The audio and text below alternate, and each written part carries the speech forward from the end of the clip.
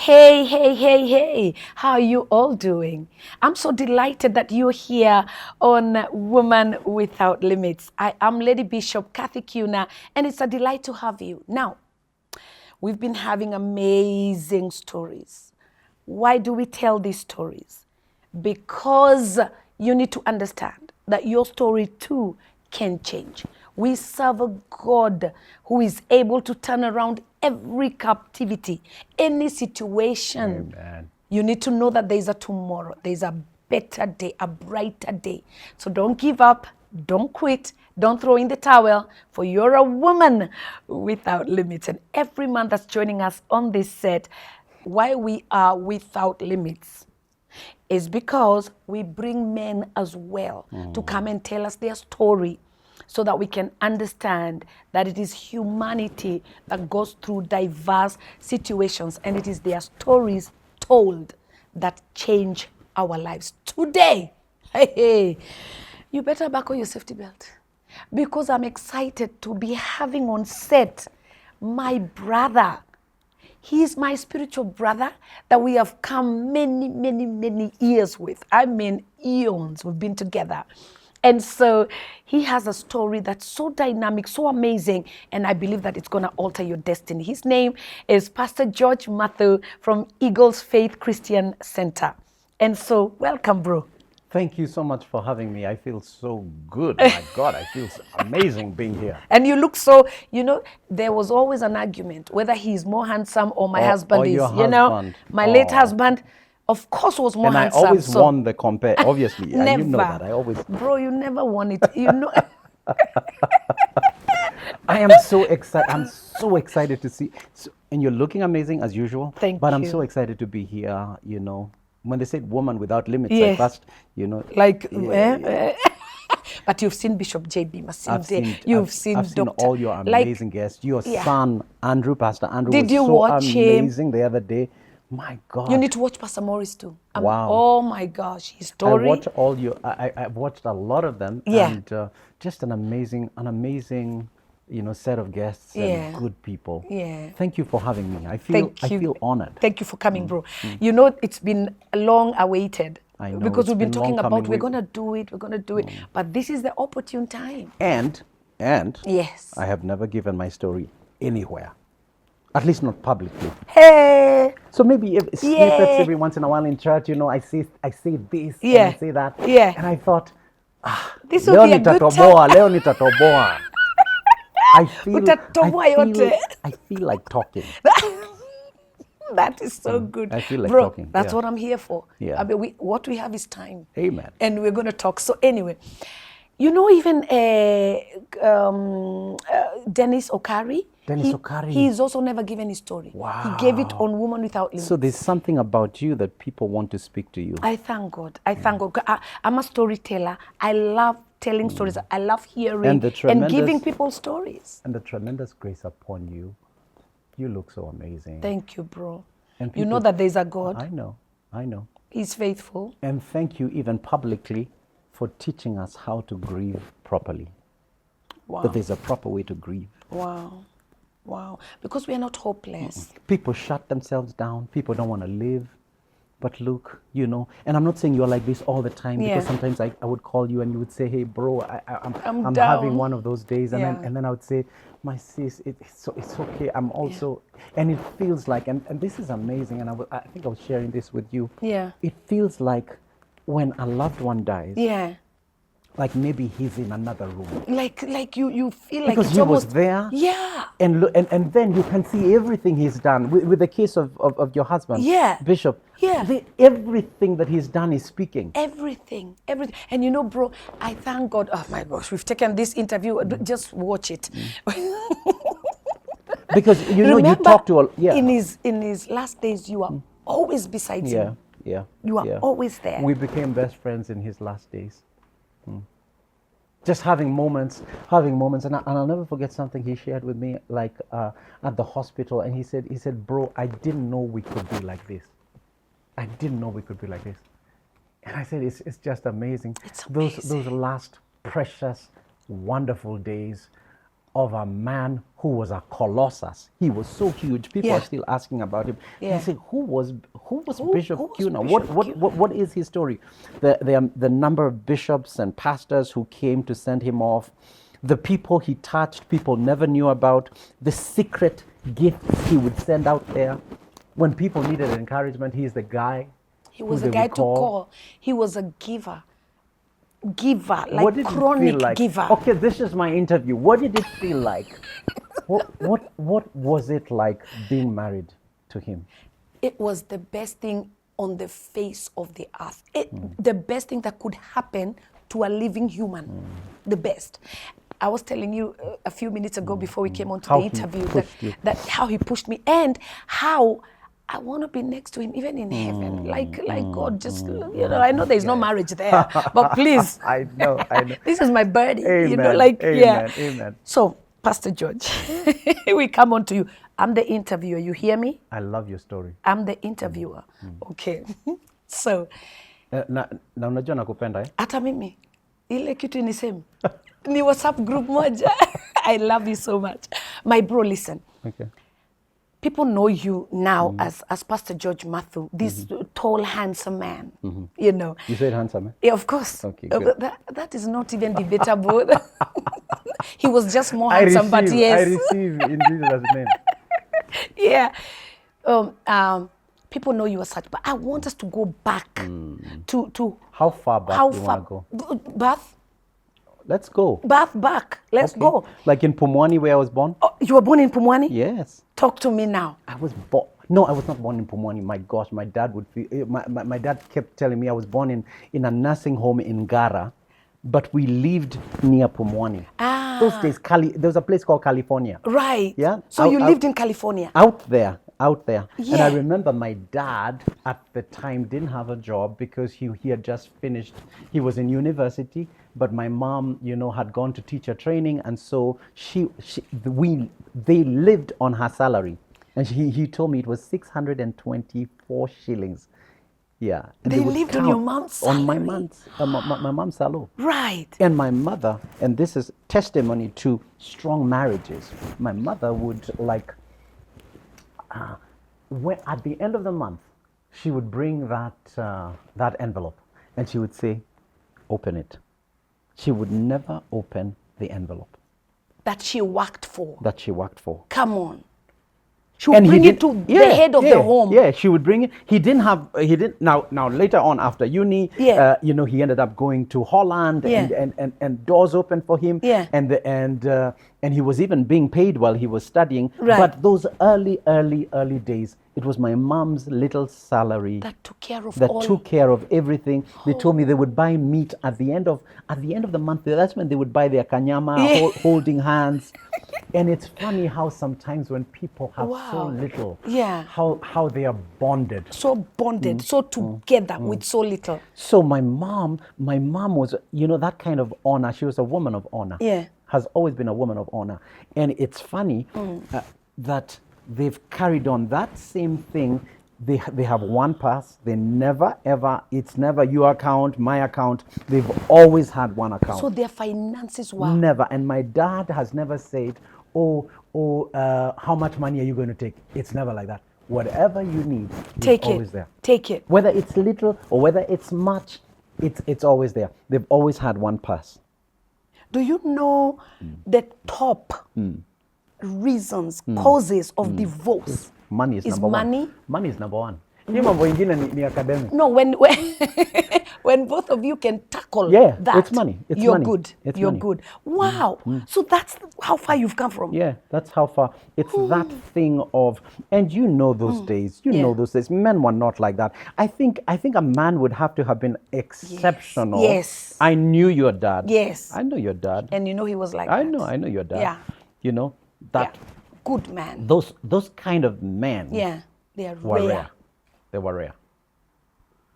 And so, I guess my mom having sowed such an amazing seed, maybe, and not knowing, we start families not knowing what will become of that family.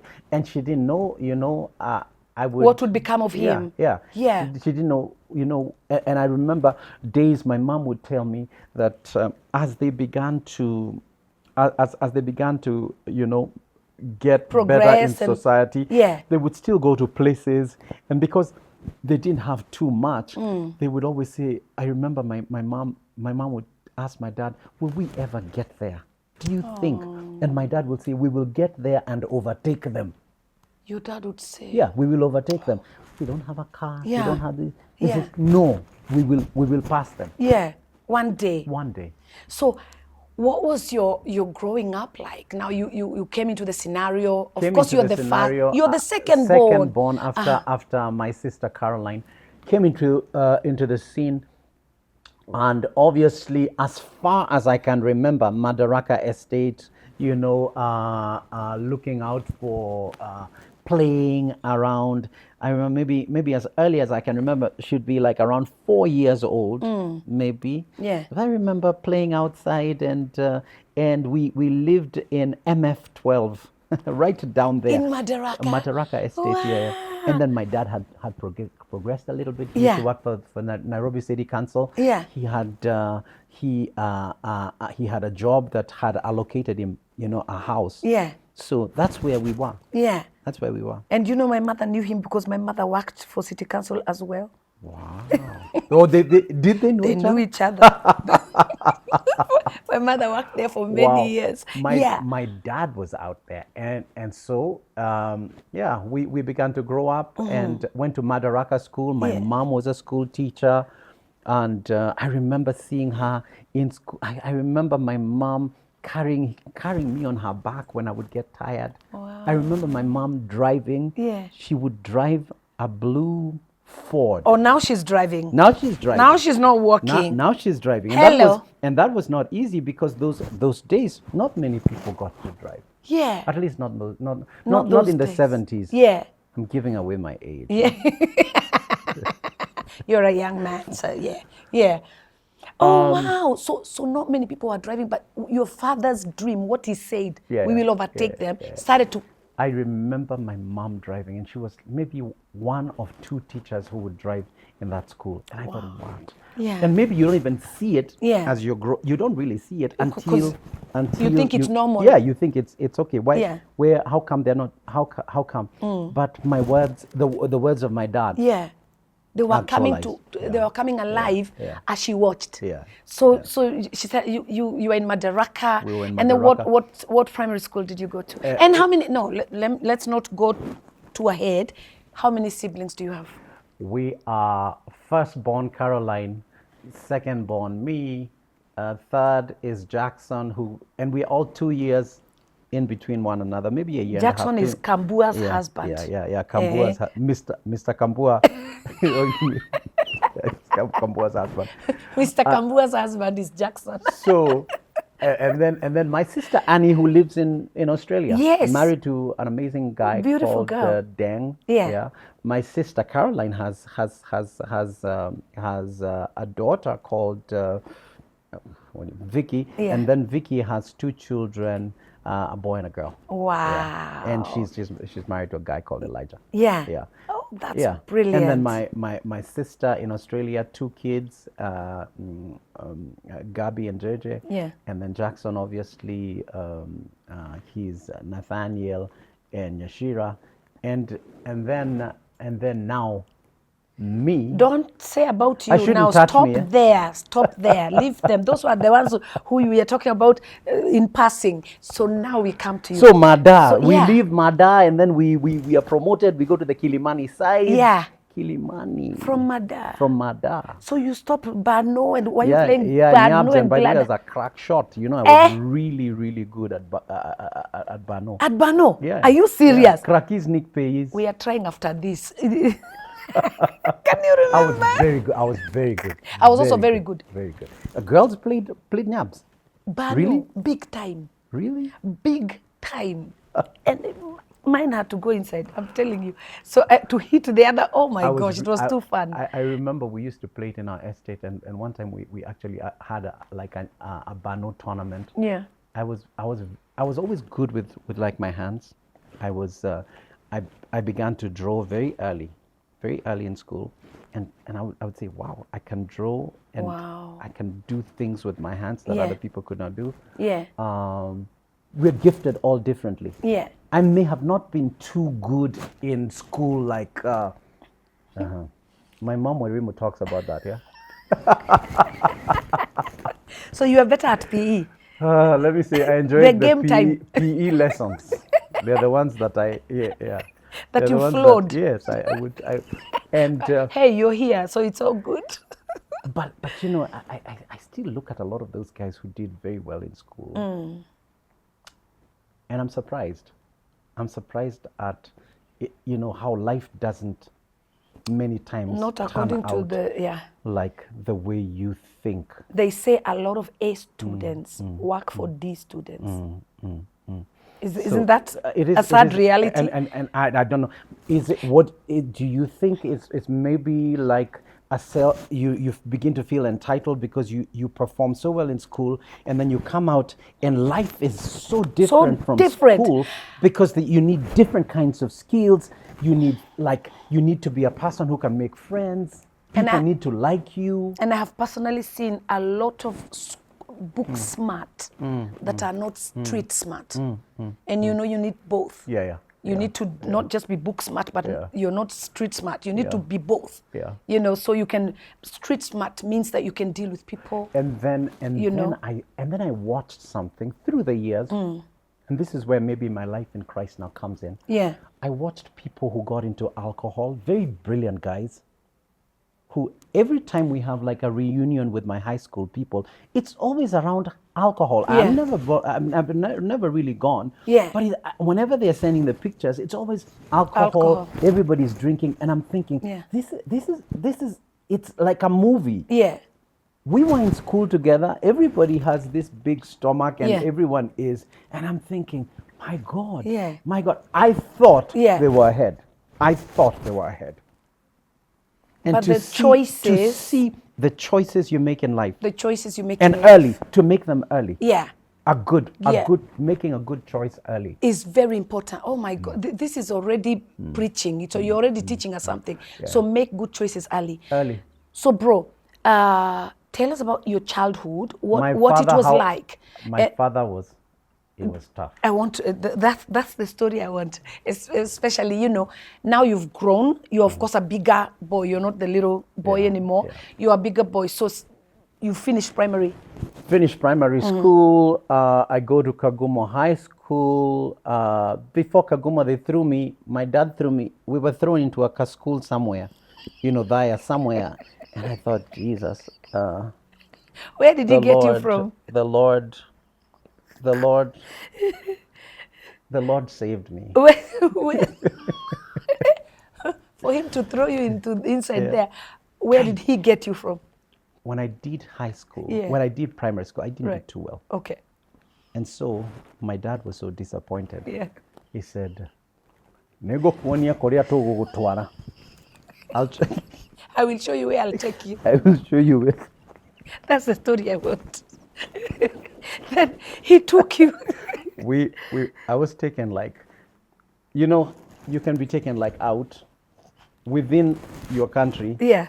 But in no man's land. It's like a school that it's not on the maps. Yeah, they called it Kenyatta High School. Uko Kenyatta. We call it Kenyatta Mahiga. Yeah.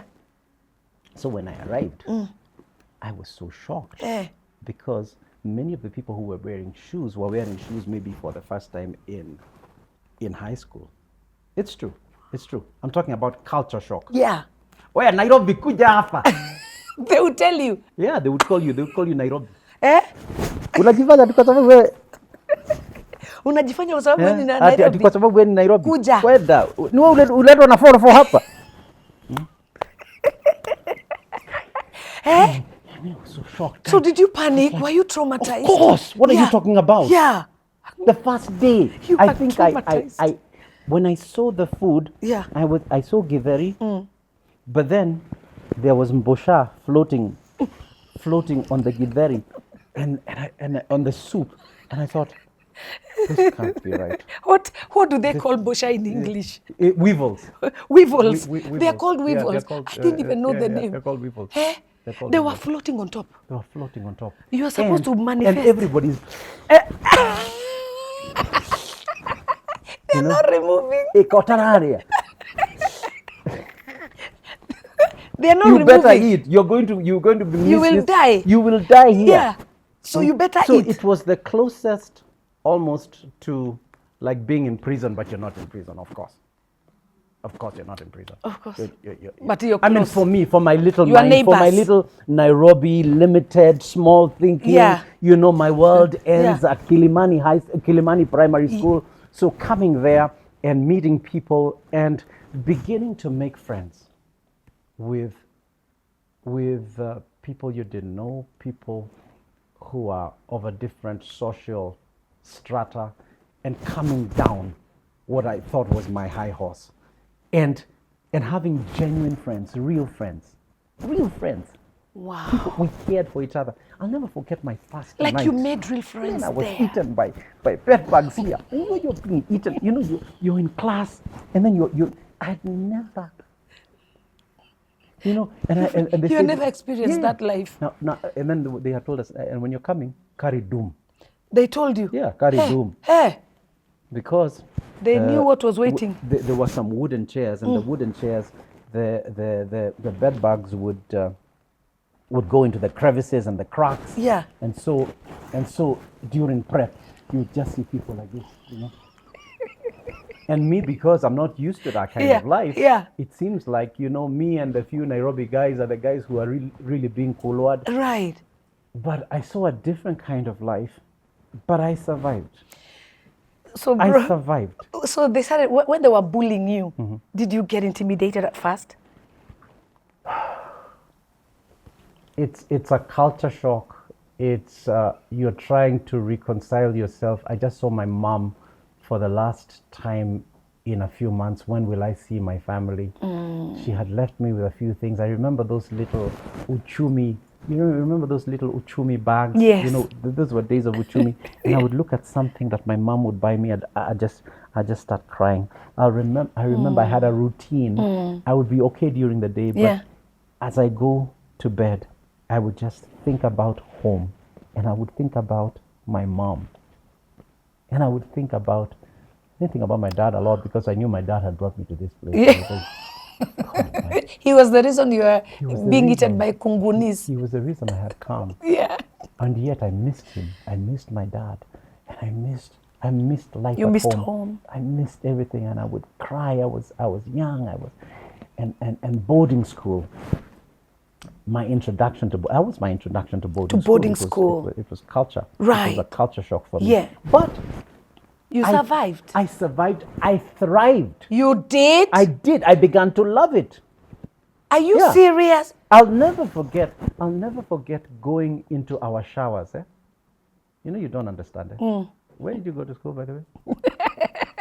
Me, I was bougie all the way. You see, that's your problem. I was in Nairobi South Primary. I went when I went to shower the first time. Okay. You know, it was like this kibanda that was outside your dorm far. I would see people carrying a towel. There was no lights inside. It was not tiled. It was like a wooden black thing inside. Right. It was not tiled on the floor. You didn't know what you were stepping on. And I remember people in there. With like a little towel. With like a little towel. Yeah. And you're showering. And it's not, you know, the water would come out sometimes, it would not come out. That was my idea of, and there are times you would go 3-4 days, you didn't shower. And it's kawaida. It's okay. You turn the underwear the other way around. Allah. Si unapindua, si ulikuwa umetumia? Yeah. Si upindue. Allah. Because there's no showering. Yeah. Wow. So as long as, if you've used it like thrice, see, that's when you wash it. You just, yes. Yeah.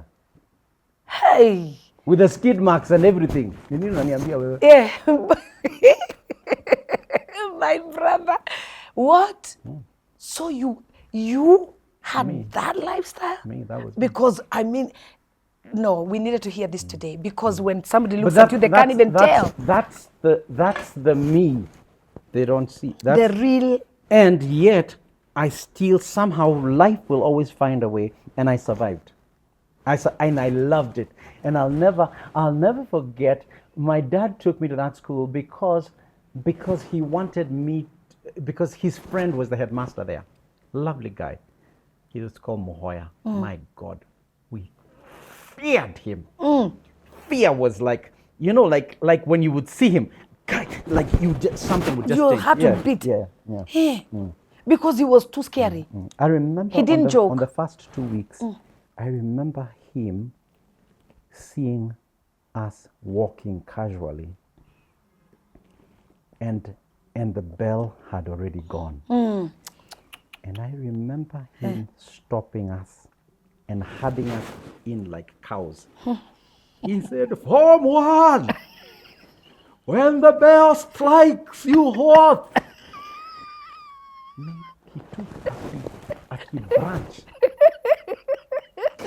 He began beating, and I'm thinking, this is a movie. You are finished. This is a movie. Yeah.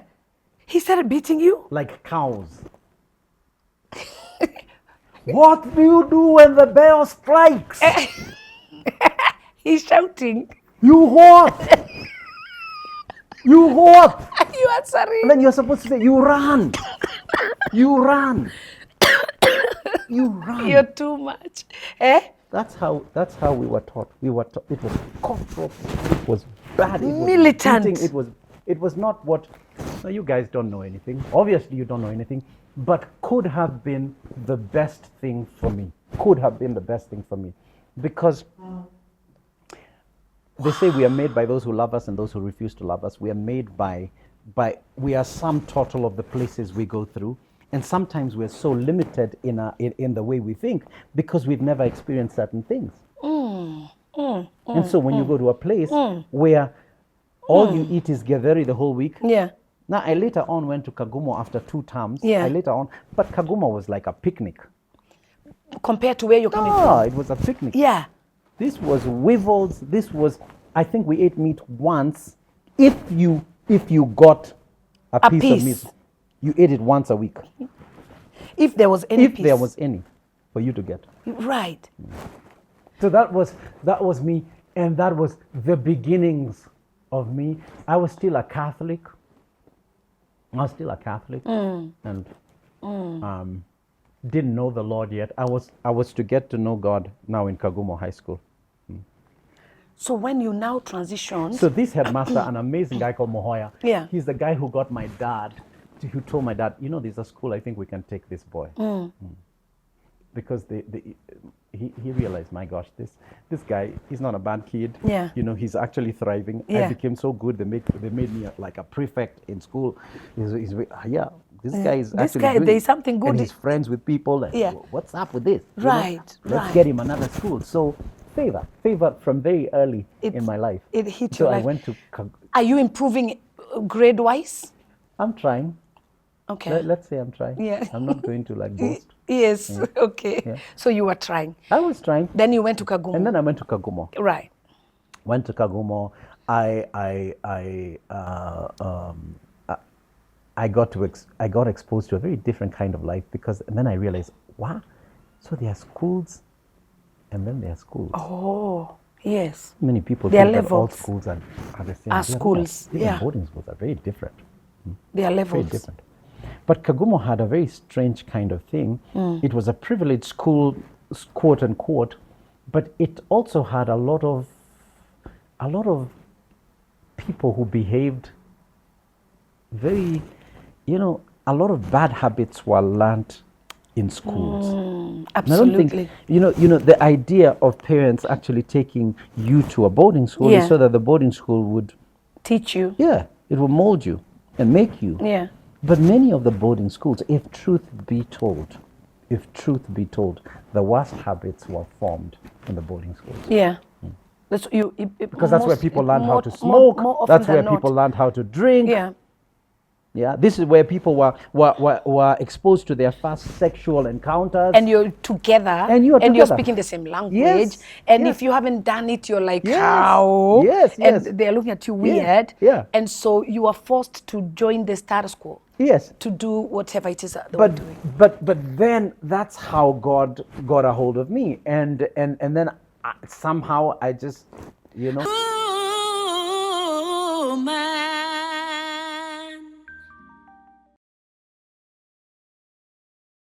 Oh, man. So how did you, what happened? Because you're in the middle of people who are doing all manner of things. He preserved me. How? I don't know how. I don't know how.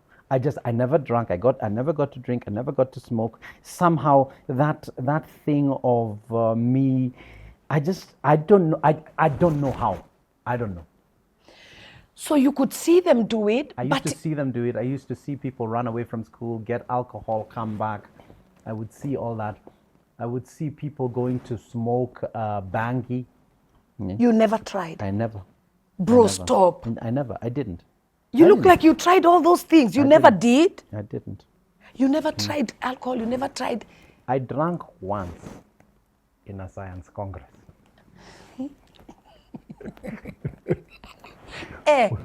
We drank once. Yeah. I think it was a drama festival. We brought alcohol to the school. Yeah. And I tried to drink it. And even when I drank it, I didn't like it. It was bitter. Yeah, it was not. So it I don't know, it never grabbed me. Were you afraid of your dad? Were you afraid of what he would do? That was part of it. Tell us about your relationship with your dad at that time. Relationship with my dad at the time had obviously really improved. I was getting to know him a lot. And by the way, when I went to high school, it seems like we became friends. And I'm not saying we were never friends with my dad. We were always friends. Yes, but it's just that he was the tough. African father was a tough guy. He was tough. I'll never forget the day I put on my first cologne. Uh-huh. Hey, he said, how many women do we have in this car? And when my dad looked at you, Hey. he saw you, like, you felt like he was looking at your intestines. He saw everything. Yeah. It's like, God, what do I do? I'll never forget one time.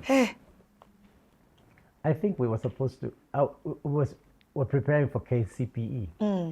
And I thought, mi nimesoma ya kutosha. Yeah, who needs this? Somebody had given me a Tintin. You remember Tintin? Hey. Tintin, those Yes. those magazines. Those no, they're like cartoon, like the comics. Comics, yeah. Yes.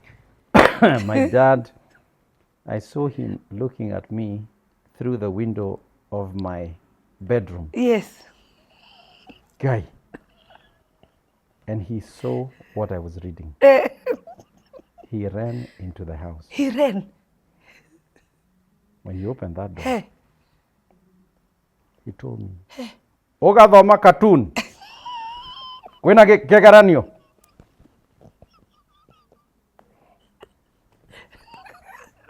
Hey. I was beaten. Have you ever seen blue and black? Hey. You know you don't know what a fight is. I guess you don't know. I guess Dennis Okari said kuna kupigwa na kuchapwa. Have you ever been beaten like properly with a belt? No. The one of yes. like yes, like I have. If there was Olympics for beating children. Yes. My mother would have won your father. My dad. Because you'd look at your legs and you're blue, you know. You got it. You're thinking he's definitely killing you. I thought it was over. Yeah. I thought it was game over. I thought I'm never going to go to high school. I won't leave to be. But to see it. I survived that beating. I survived a whole bunch. And my dad, I remember now what after that, it was also, there are times, you know, you'd have those very, very serious conversations with him. Yeah. So when he'd sit down to lecture you or tell you, man, that was like one of my worst experiences. But it was his way of fathering, and it's all he knew. It's all he knew. Yeah. And it also worked. Somehow it worked on me.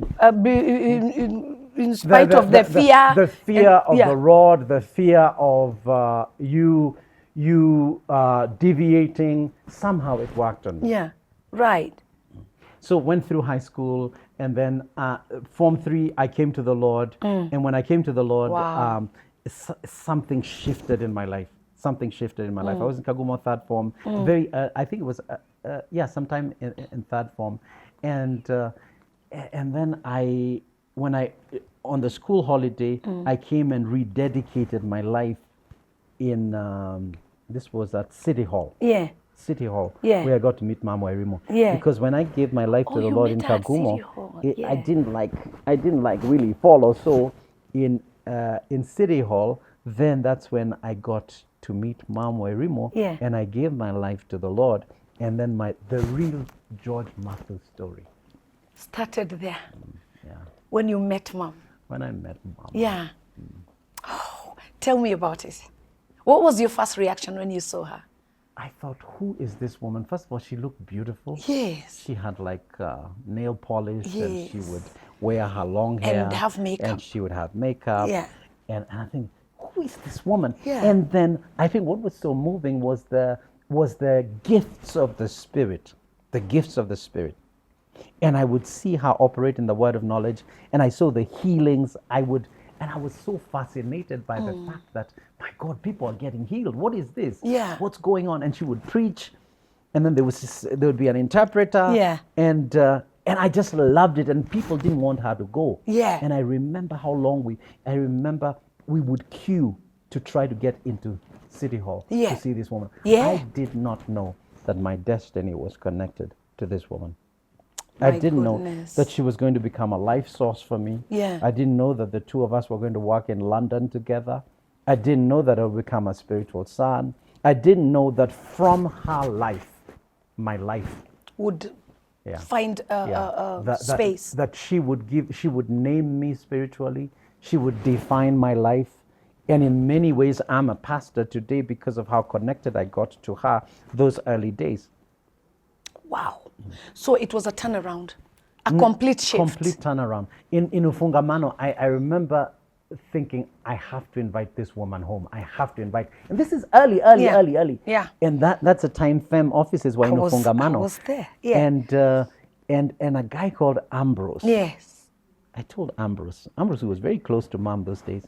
I said, tight. Yeah. I told Ambrose, I want to meet this woman. He says, come, let's meet. I said, what? He made it that simple. Yeah. Hey. And then the minute I saw her, the first time I told her, please come to my home. She said, okay, Ambrose, can we plan? She said, okay. Could be we check my diary. Yeah. Can we plan it? That's our and mother. That was it. It was that easy. And then she came. And she came. She came, and Jackson tells the story. Yeah. That when she was coming, we spent like an hour repenting. You know. He said, if I'm in my room kneeling, that God, please be merciful also. Anything. You know, we used to say, lift anything. You know, she sees people. She sees you. I she know. Can see you inside. I know. And then my mom said, and my dad was excited. Now watch the shift in my relationship with my dad when I come to the Lord. When you get born again, we just kind of like become like really close friends. You and he begins to realize me and him. And even when he got to school now, the same man who took me to Othaya, backside of Othaya, is the same one who took me to Europe. He took me to the best schools in the United Kingdom. He blessed me. Was it after meeting Mom that you went to London? It was after? It was after. Oh, it was after. It was after. So, she comes to your house and you are repenting. Have you repented everything? So you're just holding yourself. Yeah. But she was a human being. She was a real person. Adorable. She was so relatable. Yeah. I remember saying, her telling Jackson, "Come sit next." Jackson was, he was Like, shaking oh my everywhere. gosh, she wants me to sit next to her.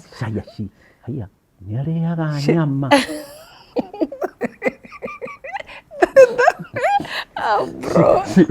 She's eating. She's eating meat. She's making us laugh. Yeah. She's excited. We're talking about things that that normal people talk about. And then she was so relatable. She was so real. Yeah. You could touch her. You could feel her. Yeah.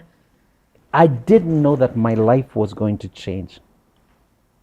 That connections, hookups are everything. They are. It matters. You know who they are. You're connected to. Who is in your life matters the most. It matters who's in your life. You can't joke with that. You cannot joke with who's in your life. Hey.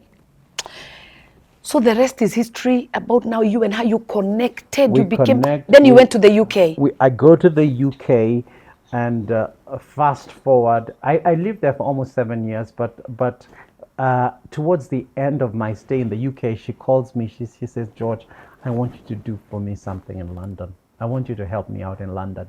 And I was so honored. Yeah. And I remember us going. It was those early days, 1996. Yeah. I remember me and her going to a restaurant, and I'm thinking, I'm here alone in a restaurant with mom. Yeah. So this is big. So she's telling me, you know what? I really take charge of London. Go and help me do something. And we began to gather people at a place called Elephant and Castle. And my God.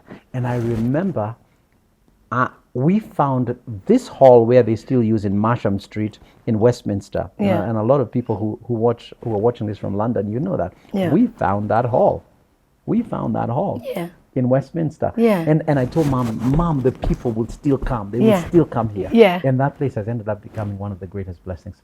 I was in London when FEM was registered. And I remember it was me and Mom, myself. Yeah. The two of us. Yeah. And I remember how much I was jumping. The ministry has been registered in London. Can you imagine? So no longer. So you were there in the beginning, in the beginning. Yeah. Wow. At the beginning. Yeah. And we did things together. We would run the meetings, and I'll never forget my very first encounter with Mom. The very first thing she told me was, "George, come read my Bible."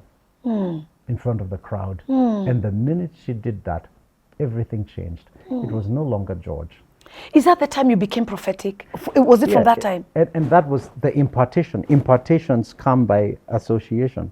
I can't say that you can't say that I was born. Are you born with these gifts? No, I think they come on you on the laying on of hands. Yes, God may purpose something, but through your relationships and through your service, and there is an elevation. He moves you from one level of glory to another level of glory. You become. You become. You become. It's like you and your preachings. You know that. Yes. You become. It's a journey. It's a process. Yeah. So how you stayed 7 years and then you came back? I stayed for almost 7 years, Yeah. and then we came back, and then when we were coming back this way, God was placing a real burden for me to give and then I didn't even talk about my life in the UK. I studied design when I lived in Kent. Yes. So, was it architectural? Design, yeah. Design. Interior design. Interior design. We call it interior architecture. Yeah, that's what I studied. So my background is in that, and God was going to use it in what I'm doing right now. And my dad had a dream as I was graduating that I would never use the thing I went to study, because he saw me standing and he saw a huge crowd behind me, and he said, "What is this crowd?" Yeah. And God told him he is called to Your preach. dad. Yeah. Your dad. My dad. Your dad now is seeing visions. You see, my dad is so central to my life. My dad is everything in my life. And I'll tell you later on that even when even when things got so thick and tough, even when I stayed for so long without getting married, it was my dad who had a vision of my son. And he's the one who God told, this is George's son. And he said, but wait a minute. George is not married. The others are all married, and George doesn't even look like he's going to get married. At this rate? Yeah. What? But he saw it? He saw it. He saw it over 10 years ago. It was 2013. That he saw that? So in the beginning, he saw a crowd of people? So he saw a crowd of people, and he said, you're going to have a great ministry. You're going to have a great ministry. He told you? My dad did. He told me this. In the UK. He had that dream. He came. I had some English parents and a set of two white parents, and who are amazing people, Ken and Linda Vincent. And they came and lived there with them during my graduation. And my dad had this vision, and he told me, you know what? Yeah. You know, George is not going to end up doing the thing that he thinks he came to do here. He's going to end up being a preacher. Wow. In spite of doing interior architecture. Yeah. Oh my goodness. So now, okay, fast forward, my brother, this is so interesting. It is. It is so interesting. So you move back. We moved back to the UK at the beginning of the millennium, end of 99. We were coming into 2000. My brother and I were so excited. We had packed everything. We were now, I felt in my spirit, I remember the Lord had told me it's time to go back to Kenya. Yeah. And so I got up and we packed all our things and then we were coming back home. It felt like there was something exciting that I was coming to do. I didn't know what I was coming to do. Right. So I came. It was coming into 2000, 1999, December, coming into 2000. I had just been in the UK for almost 7 years. And so I'm coming back, and then 2001, that's when I think in July, that's when we started our church. Oh, 2001. Yeah. And do you remember in 99 when you came back? You actually, in January, you know. I came and I prophesied in your church. Our very first meeting in Jubilee Christian Church. Temmuz. You came in Temmuz and you prophesied. And bro, everything you said came to pass. Wow. Everything you said. Wow. And you said that God was going to use us as a bridge. Yes. For many ministries. For many people. But who would and they'll be coming and just crossing over to their healing, to their breakthroughs, to their... Yes. That's what you said, that he was going to use us as a bridge. Like amazing. It's amazing. It's amazing to see what you became. And then those early days, and nobody even knows your story, which, I mean, everybody knows your story, but you know, when I think about how far you guys have come from. But I was in that service. You were in that service, the first service. So, okay, we go back now. So you started in 2001, you started your ministry. We started our ministry. Your church, Eagles Faith Christian Center. At the Grand Regency at the Hotel, Grand, I know. At the Grand Regency. And it was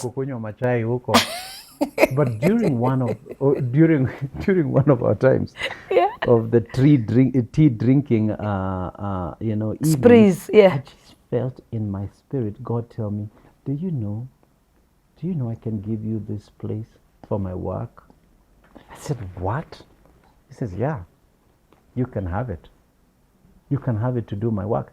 And so that's how the seed was born. And then I went to the management. I said, could we have? They said, yeah, you can. You can. Yeah, they just said yes immediately. And you couldn't give a big hotel like that. Of course. We didn't have. I came there. Yeah. Oh man. Yeah. And I think you were there. Talk about class. Yeah, when we were launching the ministry, like you were there. Talk about class and excellence. Hey, I was like flabbergasted. You know, like it was really amazing. It was amazing. Yeah. Then you started off. Then, okay. Then you met this girl. Yes, I did. And it was around about that time, by the way. Isn't it amazing? It was around about that time. Around about maybe just after, around 2001. 2001, same time. It was same period. Yes. Yeah. How come you're remembering it more than me? Of course. You are starting many things in 2001. Tell us about the meeting. Man, you know I've never really told my story, I and know. it's such a pleasure to tell it here. I'm so happy. I met a girl. I met a girl who I was just attracted to, and I think I didn't know her background. I didn't know where she was coming from, but I liked her. And I remember meeting her because she had been a friend of mine. And I didn't quite know her story. So when I met her, and we began to relate. She told me she had come from a Muslim background, and then she had been married before. So she was now, trying to start her life afresh. And She had gone through a divorce. Yes, she had gone through a divorce, and she was trying to start her life afresh. And because of that, I was so excited that I was the one who was going to usher her into her new life. Yes, because I liked her. She had some flair around about. She was a nice person, and just the way a man would be attracted to a woman. But I did not know that it would become one of my biggest issues, that it would become a big mistake in my life. And so we related for about almost 3 to 4 years, and then it was about 4 years. It was about 4 years. Wow. Before we got married. Wow. Yeah, before we got married. And all this while, my dad keeps telling me, Yeah. I don't think you should marry this girl. I think you're making a mistake, my son. I think. And every time he would sit me down, he would say, I want to talk to you about this issue. And I would just go, okay. Here we go again. Yeah. You're like, she's mine, not yours. I remember telling my mom, Yeah. our love will change the world. This one, this one, this is the love. I feel it. I know it. I know it's God. Yes. And that's why you're fighting it. Yes. Yes. Our love will change the world. By the way, it also changed the world. It did, but wow. Wow. Wow. I was like, when I got married to her. But she was drop dead gorgeous. Yeah, I guess she was. Yeah. She was beautiful.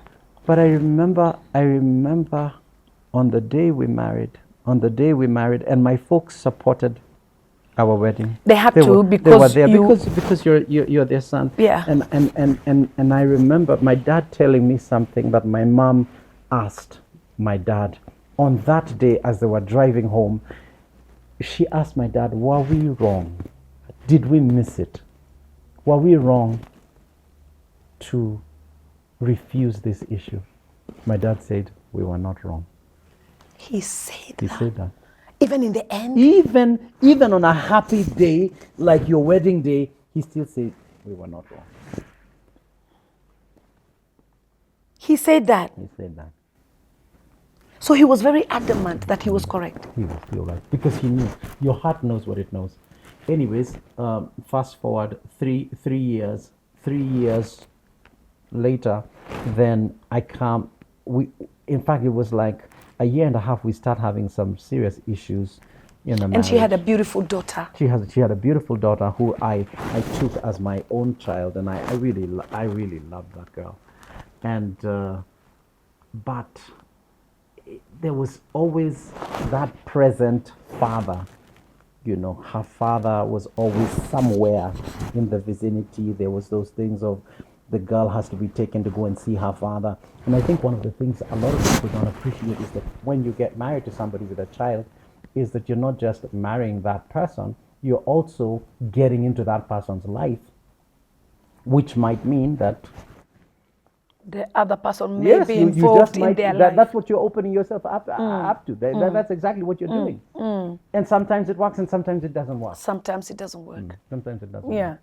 sometimes it's too because much. when you marry, you're really, it's a lot, it's baggage. You're marrying somebody's history, you're marrying somebody's family. They don't tell you that when you're getting, because obviously you're in love. Of course. Yeah. Of course. You're marrying their experiences, you're marrying their issues. And they're marrying yours. And so she would tell me, hey, by the way, don't tell me to read the Bible because it's you who is the pastor. Don't take me this direction. Hey. Wow. See, it's your life. Yeah. Do with it as you will. And she would come to church, and she was a good person, but she was only, it was as far as she could go. I think she, even her coming to the Lord, because I had to make sure that she came to the Lord before we got married. Yeah. I think she did it maybe because she was in relationship with me.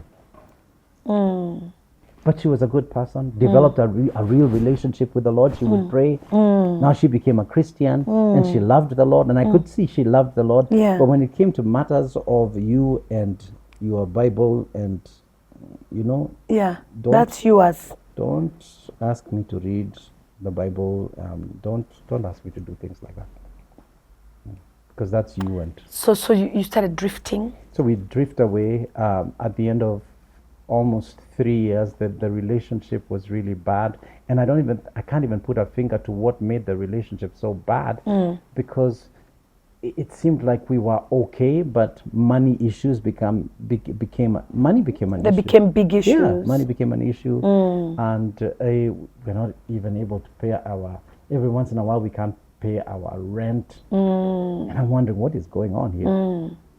And it became rough. It became tough. And we drifted. And I remember one time, about 3 years, almost 3 years, she told me, I'm going to leave you. In those words? Yeah, I'm going to leave you. I said, what?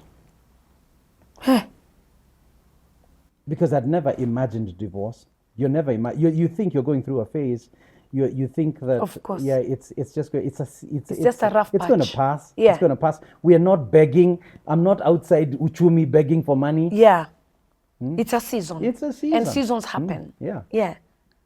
But she said, I'm going to leave you. I'm going to leave you. I'm going to leave you. And the arguments, I remember those evenings we would argue, and I would drive my vehicle and I would park outside a Nakumat and I would wait for her to sleep, and then I would drive back home, at least knowing she's asleep. So that there's no quarrel. There's no Yeah. You don't like, there's a spirit that comes into a home when people start fighting. They're talking, yeah, and words are raising powerful. your voices and words and this and that.